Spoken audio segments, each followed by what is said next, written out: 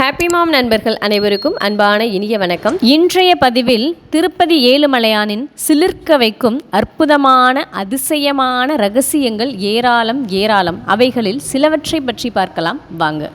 திருவேங்கடமலையின் மீது வீற்றிருக்கும் ஏழுமலையானை தரிசிக்க சேஷாத்ரி, நீலாத்ரி, கருடாத்ரி, அஞ்சனாத்ரி, ரிஷபாத்ரி, நாராயணாத்ரி, வேங்கடாத்ரி ஆகிய 7 மலைகளையும் கடந்து தினமும் ஆயிரக்கணக்கான பக்தர்கள் ஸ்ரீனிவாச பெருமானை தரிசிக்கிறார்கள். இதே விசேஷ நாட்களில் லட்சக்கணக்கான பக்தர்கள் தரிசனம் செய்கிறார்கள். திருமலை திருப்பதியானது 3000 அடி உயரத்தில் குளிர்ந்த பிரதேசம். இந்த திருப்பதி மலைமேல் குடிகொண்டிருக்கும் கலியுகத்தின் கண்கண்ட தெய்வமாக காட்சியளிக்கும் ஏழுமலையானின் திருவுருவ சிலை எப்போதுமே 110 டிகிரி ஃபாரன்ஹீட் வெப்பத்தில் தான் இருக்கும். சாதாரண மனிதனின் உடல் வெப்பநிலை 97 to 98 டிகிரி ஃபாரன்ஹீட்டுக்குள் தான் இருக்கும். அப்போ 110 டிகிரி ஃபாரன்ஹீட் என்பது எவ்வளவு உயர்ந்த வெப்பநிலை. ஸ்ரீனிவாச பெருமானுக்கு தினமும் அதிகாலை 4:30 மணியிலிருந்து 5:30 மணி வரை அபிஷேகம் செய்கிறார்கள். அபிஷேகத்தின் போது குளிர்ந்த நீர், பால், வாசனை திரவியங்களால் அபிஷேகம் செய்கிறார்கள். ஆனால் அபிஷேகம் முடிந்ததுமே ஏழுமலையானுக்கு வியர்த்து விடுகிறது. அந்த வியர்வையை பட்டு பீதாம்பரத்தால் ஒற்றி எடுக்கிறார்கள். பெருமாளுக்கு அபிஷேகம் செய்ய ஸ்பெயினிலிருந்து குங்குமப்பூ, நேபாளத்திலிருந்து கஸ்தூரி, சீனாவிலிருந்து புனுகு, பாரிஸிலிருந்து வாசனை திரவியங்கள் போன்ற உயர்ந்த பொருட்கள் வரவழைக்கப்பட்டு தங்க தாம்பலத்தில் சந்தனத்தோடு கரைக்கப்பட்டு 51 வட்டில் பாலபிஷேகம் செய்யப்படும். பிறகு கஸ்தூரி சாத்தி புனுகு தடவப்படும். இந்த திருவேங்கடமலையானின் அபிஷேகத்திற்கு 1 லட்சம் வரை செலவாகிறதாம். ஏழுமலையானுக்கு அபிஷேகம் செய்ய நினைப்பவர்கள் கட்டணம் செலுத்திய நாளிலிருந்து 3 ஆண்டுகள் காத்திருக்க வேண்டுமாம். பொதுவாக பெருமாளுக்கு துளசி இலை தான் ஏற்றது. ஆனால் ஏழுமலையானுக்கு வெள்ளிக்கிழமைகளில் இங்கு வில்வ இலை அர்ச்சனை செய்யப்படுகிறது.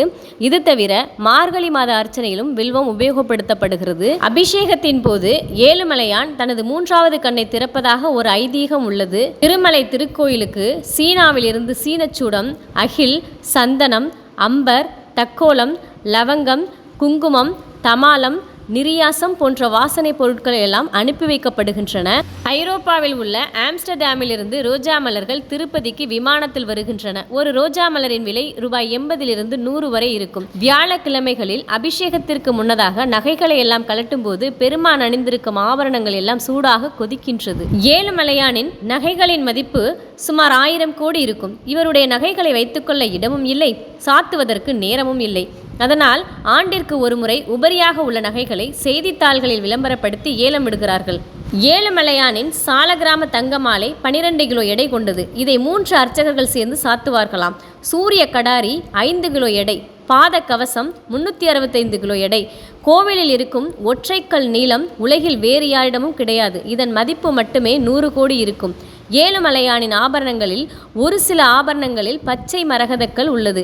இதன் மதிப்பு இன்னும் கண்டுபிடிக்கப்படவில்லை. இந்த பச்சை மரகதக்கல் விசேஷ நாட்களில் மட்டுமே அணிவிக்கப்படுகிறது. மூலவருக்கு தினம்தோறும் 120 வகையான ஆபரணங்கள் அணிவிக்கப்பட்டு அலங்காரம் செய்யப்படுகிறது. மேலும் உற்சவரான ஸ்ரீதேவி பூதேவி சமேத மலையப்பருக்கு 383 வகையான ஆபரணங்களால் அலங்காரம் செய்யப்படுகிறது. ஏழுமலையானின் தங்க பீதாம்பரம் மட்டுமே 40 கிலோ எடை கொண்டது. திருப்பதி ஏழுமலையானின் உடை 21 முழ நீளமும் 6 கிலோ எடையும் கொண்ட புடவைப்பட்டு பீதாம்பரமாகும். இந்த ஆடையை கடையில் வாங்க முடியாது. வஸ்திரம் சாத்த நினைப்பவர்கள் திருப்பதி தேவஸ்தான அலுவலகத்தில் பணம் செலுத்த வேண்டும். மேல் சாத்து வஸ்திரம் சாத்துவதற்கு 12,500 ரூபாய் பணம் செலுத்தி 3 வருடங்கள் காத்திருக்க வேண்டும். உள் சாத்து வஸ்திரம் சாத்துவதற்கு 20,000 பணம் செலுத்தி 10 வருடங்கள் காத்திருக்க வேண்டும். வாரத்தில் ஒரு முறை வெள்ளிக்கிழமை மட்டும்தான் வஸ்திரம் சாத்தப்படும். ஒவ்வொரு வெள்ளிக்கிழமையும் 15 வஸ்திரங்கள் சாத்துவதற்கு சமர்ப்பிக்கப்படும். பக்தர்கள் சமர்ப்பிக்கும் வஸ்திரங்கள் தவிர அரசாங்கம் சமர்ப்பிக்கும் சீர் வஸ்திரங்கள் ஆண்டுக்கு 2 முறை சாத்தப்படுகிறது. திருப்பதி ஆலயத்திலிருந்து 1 கிலோமீட்டர் தொலைவில் சிலாதோரணம் என்ற அபூர்வ பாறைகள் உள்ளன. உலகத்திலேயே இந்த பாறைகள் இங்கு மட்டும்தான் உள்ளன. இந்த பாறைகளின் வயது 250 கோடி வருடம். ஏழுமலையானின் திருமேனியும் இந்த பாறைகளும் ஒரே விதமானவை. எந்த கருங்கல் சிலையை எடுத்தாலும் எங்காவது ஓரிடத்தில் சிற்பியின் ஒளிப்பட்டிருக்கும் இடம் தெரியும். உலோக சிலையானாலும் உலோகத்தை உருக்கி வார்த்த இடம் தெரியும். ஏழுமலையானின் திருவுருவ சிலையில் அப்படி எதுவும் அடையாளம் தெரியவில்லை. எந்த கருங்கல் சிலையை எடுத்துக்கொண்டாலும் சுரசுரப்பாக இருக்கும். ஆனால் ஏழுமலையான் திருமேனியில் நுணுக்க வேலைப்பாடுகள் எல்லாம் மெருகு போட்டது போல் இருக்கின்றன. ஏழுமலையான் விக்கிரகத்தில் நெற்றி சுட்டி, காதணிகள், புருவங்கள், நாகாபரணங்கள் எல்லாம் நகைக்கு பாலிஷ் போட்டது போல் பளபளப்பாக இருக்கின்றன. ஏழுமலையானின் திருவுருவ சிலைக்கு பச்சை கற்பூரம் சாத்துகிறார்கள். இந்த பச்சை கற்பூரம் ஒரு ரசாயனம். அரிப்பை கொடுக்கும் ஒரு வகை அமிலம். இந்த ரசாயனத்தை சாதாரண கருங்கல்லில் தடவினால் கருங்கல் வெடித்துவிடும். ஆனால் சிலாதாரணத்தில் உள்ள பாறைகளில் இதை தடவினால் அந்த பாறைகள் வெடிப்பதில்லை. ஏழுமலையானின் திருவுருவ சிலைக்கு 365 நாளும் பச்சை கற்பூரம் தடவுகிறார்கள். ஆனாலும் எவ்வித சேதாரமும் ஏற்படுவதில்லை. திருப்பதியில் ஆலயத்தின் தலைவிருட்சமாக புளிய மரம் உள்ளது. திருப்பதி கோவிலில் வருடாந்திர பிரம்மோற்சவத்தின் போது ஸ்ரீவில்லிபுத்தூர் கோவிலில் இருந்து ஸ்ரீ ஆண்டாள் அணிந்த மாலைகள், மங்கள பொருட்கள் திருப்பதிக்கு கொண்டு வரப்பட்டு ஏழுமலையானுக்கு சாத்தப்படுகிறது. நம்முடைய இந்து மத தெய்வங்களுக்கு கையில் ஏதாவது ஒரு ஆயுதம் இருக்கும். ஏழுமலையான் திருவுருவ சிலையில் எந்தவித ஆயுதமும் கிடையாது. அவர் நிராயுதபாணியாக இருக்கிறார். அதனால்தான் இலக்கியத்தில் அவரை வெறுங்கை வேடன், வெறுங்கை வேந்தன் என்றெல்லாம் அழைக்கிறார்கள். திருப்பதி ஏழுமலையானின் சமையலறை மிகவும் பெரியது. பொங்கல், தயிர் சாதம், புளி சாதம், சித்தரன்னம், வடை, முறுக்கு, ஜிலேபி, அதிரசம், போலி, அப்பம், லட்டு, பாயசம், தோசை, ரவா கேசரி, பாதாம் கேசரி, முந்திரி பருப்பு ஆகியவை தயார் செய்யப்படுகின்றன. தினமும் 5000 கிலோ காய்கறிகள் கொண்டு உணவு தயாரித்து வழங்கப்படுகிறது. ஆசியாவிலேயே இங்குதான் மிகப்பெரிய அளவில் உணவு தயாரித்து வழங்கப்படுகிறது.